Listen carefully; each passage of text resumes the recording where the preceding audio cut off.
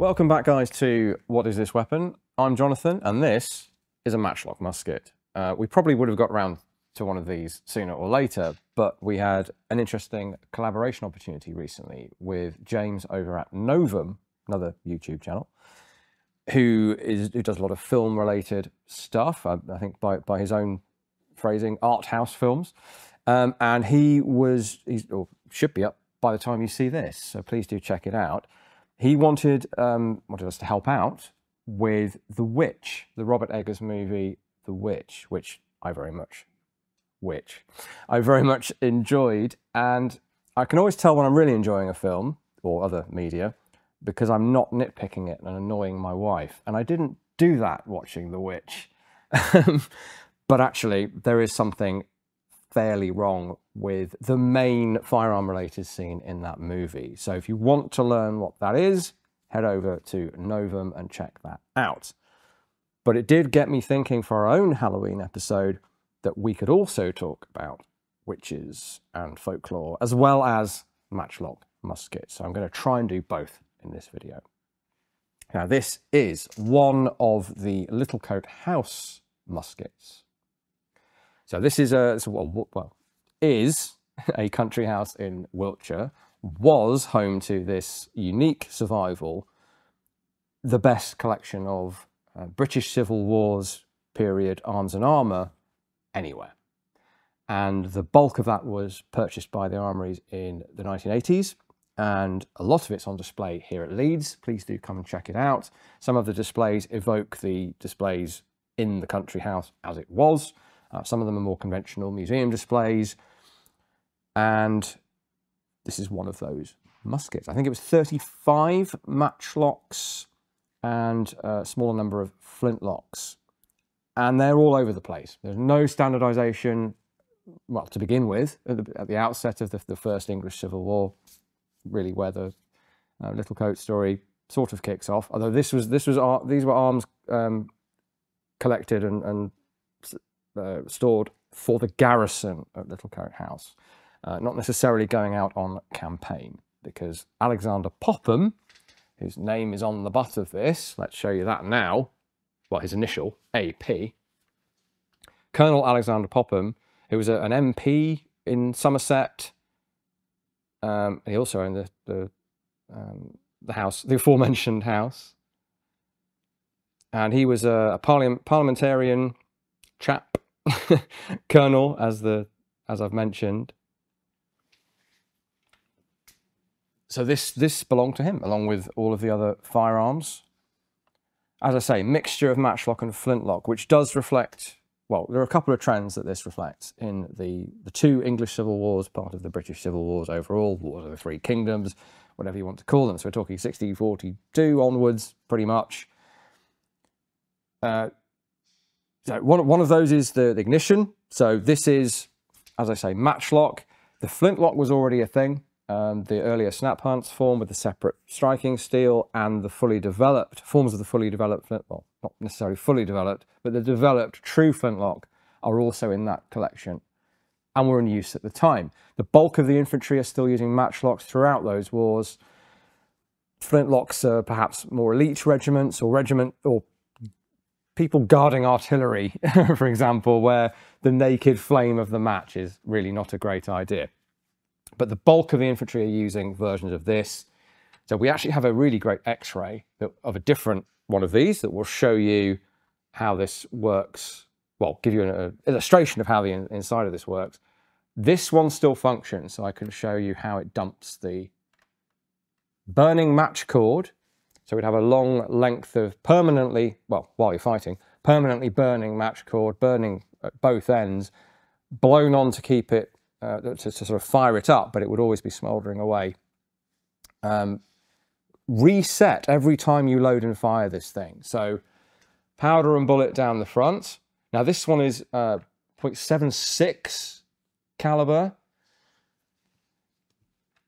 They are designed for a rolling ball, so quite a loose ball. And there's, I think it's Orrery, we'll throw up the quote on the screen, but complains about Musketeers if you allow the ball, the muzzle to dip, the ball would roll out of the end, and they're failing to put in the wadding to keep the ball in place. And he's urging soldiers, or colonels, to tell soldiers to use cartridge, paper cartridge, like as became standard later on, because the paper that the bullet comes in, and with the powder in it, automatically gives you wadding to keep the ball in place. So if loading in haste, balls may well roll out if you're shooting downhill. And you're going to lose a lot of efficiency because the propulsive gas, some of that's wasted down the side of the ball. So not great, not as efficient and capable as the Brown Bess, or Brown Bess I should say, of later eras, but it's sort of getting there. It's getting there in another way as well. This is much like, I wouldn't be able to hold some British Civil Wars era muskets for as long as I have like this. This is light, it's relatively short. This is one of the other trends of the British Civil Wars, partly due to convenience. Muskets got shorter toward the end of the First English Civil War, and certainly by the end of the period they are lighter, shorter. It's also to do with economy, from what I understand. So less metal, less wood, you can make more muskets. They're having to make a ton of new muskets, clearly, for this major conflict. They're also rough. This shows a lot of file marks. I mean, we could look at almost any of this, but this barrel flat here, if we show you a close-up, that is super rough. On the underside of the stock here, we've got rough carving marks. This is not to the standard of either before or after the Civil Wars period, but there was a war on, and we believe this and all of its mates from Littlecote were made about 1645. So some of the stuff from the Littlecote Armoury is 1650-ish, a little later, but this is kind of height of the wars period. Not really any decoration to spoil. I say that there are, despite the crudeness, someone has thought to outline this fishtail butt. Two main types of butt at this time: the club stock and the fishtail butt stock. This is the fishtail type, with this cutaway wrist here for grasping.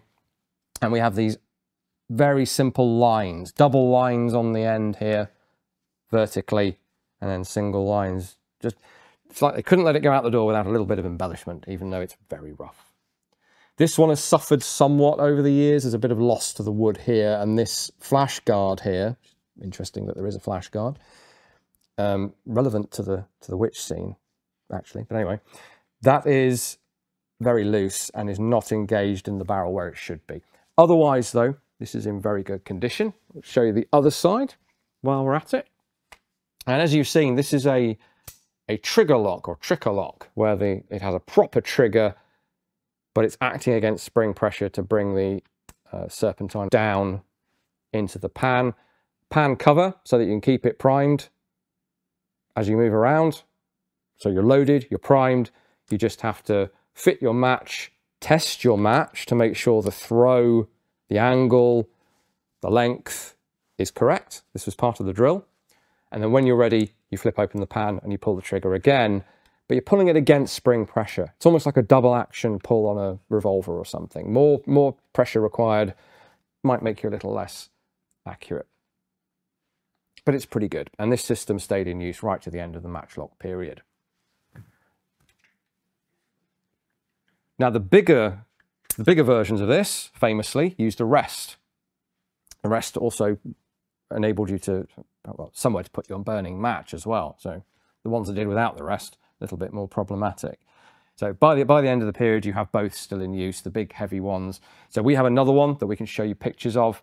So while this one is 10 pounds 9 ounces, 4.95 kilograms, and 60 inches, or 1,530 millimeters long, which is relatively light and short, as I say, and 76 caliber. This other example from the same collection is .79 caliber, so significantly larger bore, another 3 inches longer, and another 2 pounds heavier. So that's much more of a rest-fired musket. And this basic type of musket stays in use all the way through to the end of the century, still around in nominal use by 1700. We think for sort of reserve troops, militia, that kind of thing. Frontline troops would have been using flintlocks. But here is, and it's a development of that club butt, here is a very late matchlock still using that same trigger lock mechanism, pan cover, flash guard. It's all basically the same thing, but it's from 60 years, 55, 60 years later. This is Dutch, and in fact the Dutch were still using matchlock muskets into the mid-18th century, which is kind of interesting. And as you can see, that economy aspect has come into play. They've gone back up in size and weight. So it isn't just because the light and short is the way to go, although we go back down in size and weight again later. Some of it is to do with that war economy thing, and preference of the colonels ordering these muskets because there's no standardization. So back to witches. Two aspects to this, I suppose. Firstly, that witches really were thought to change into animals. I think probably most of you watching are familiar with that. And hares, as in the movie, were a very common form for them to take. You can kind of draw the parallel with werewolves, almost all being men, and they turn into wolves. Witches, almost always, not always, being women, and they turn into cats, hares, and actually, transplanting the myth over to the colonies, deer. So there's an excellent book by Owen Davies that or Davis that we'll throw up the details for in case you're interested. It's off-piste, but it might be interesting.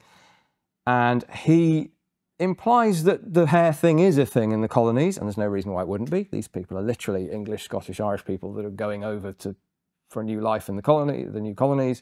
Why wouldn't they bring the hare myth? But it seems to quite quickly become applied to deer instead. What's the myth? Well, if you've seen the movie, you've got the gist. It's this idea that they go about as animals. These witch hares were even accused of stealing milk. So it's the form they would steal milk in, which I think also shows up in the movie. And to be fair, in any form, but in hare form as well, they couldn't be killed. Two ways they would affect this, in theory. One is by cursing the shooter. So no matter how accurate a shot you make, you miss. And that's a theme that emerges, and Davis mentions in his book. And I wonder if Robert Eggers may have read the same book, because as well as that being mentioned, there's also mention of misfire or malfunction. And it's the word misfire that Eggers uses in his script. The execution of it's a bit squiffy, hence the other video. But those two ideas are very strong. And the whole movie is rooted in real history, real folklore. He did his best to get that right, which is great. And my little nitpick shouldn't detract from that. So, well, this makes the gun blow up. It makes the gun not fire. There's a charm there, and there's an actual specific reference to a charm to stay a shot, which is from a later period. But we can assume that something similar existed in the 17th century. So, if you're wondering how the witches were thought to turn into animals, a hare being the major option, we have a magical rhyme from Isabel Gowdy, who's a self-confessed, not without some pressure, I assume, who was tried in Scotland in 1662. I won't attempt the Scots. We'll maybe throw that up on the screen. But the gist is that, in standard English, is I shall go into a hare with sorrow and sigh and much care, and I shall go in the devil's name until I come home again. It rhymes better in Scots. So that's interesting. I think that's the only account of someone actually having a sort of magical spell rather than just turning into one. And this belief doesn't just tie into shooting as a way to try and defend yourself against supernatural things. It also ties specifically into the silver bullet myth, which is something else I've looked into. So one of our earliest sources for that is also from Scotland, but from a bit later on, 1801. There's another poem in Scots that I won't attempt in Scots, called A Hunt by James Thompson. And the gist of that is he accuses the witch of not actually being a hare, because he's figured out that it's a witch, not a hare, or it's a witch hare. And he puts a silver sixpence down the barrel of his gun, whether it's a musket or a fowling piece or something similar. And if it touches you in the slightest, it will kill you, is what it says. Now, that's fiction, but it's reflecting a folklore belief. And it was thought that even if you couldn't necessarily kill a witch with a shot, with a charmed shot, a silver shot, you would reveal them. And there are several and many accounts of usually an old woman, because that's the trope, being found with a wound in the same place as the hare or the cat or whatever it is that's shot. So there's a lot of relevant folklore here, which is, I was going to say nice, but a lot of this history isn't really that nice, based on persecution of women in particular, and people in general, but it's still fascinating to read about. And I suppose the other thing that the movie gets right is that this is the sort of thing you would expect to see. Locks just like this one have been recovered at sites like Jamestown. So there were civilian-style guns, fowlers, in use. There were military-style muskets because these people had to defend themselves, whether as a part of a more formal militia or just to defend property, self, family with a firearm. They may well be doing it with something like this, maybe a surplus piece from a bit earlier on. The movie takes place, I think, 1630-ish. This is from 1645-ish. There might be slight differences, especially if they are using something older in the colonies. But still, really nice to see the correct type of firearm used, some reasonably correct loading. It's just where it goes a little bit wrong. And we are available for consultancy, movie friends. As for Alexander Popham, he was not a fan of Cromwell's protectorate, so he backed the parliamentarian cause, wasn't a fan of how it ended up, and he ended up helping with the restoration of Charles II and managed to ingratiate himself that way, treated him to a slap-up dinner at one point, according to one account. So he managed to survive, not only survive the war, don't know how many of his men survived, but kept his titles, his lands, all of that. And the Littlecote house stayed in the hands of the Pophams for many years, transferred to another family. And then, as I say, we ended up with a wonderful collection of firearms, a few edged weapons, not many, but a fair bit of armour as well, which is well worth a look. Well, I hope you've enjoyed something a little bit different for Halloween there. Bit of serious stuff about Matchlock muskets and a bit about witches. And remember, watch out for suspicious offers from goats. Good, guys? Excellent.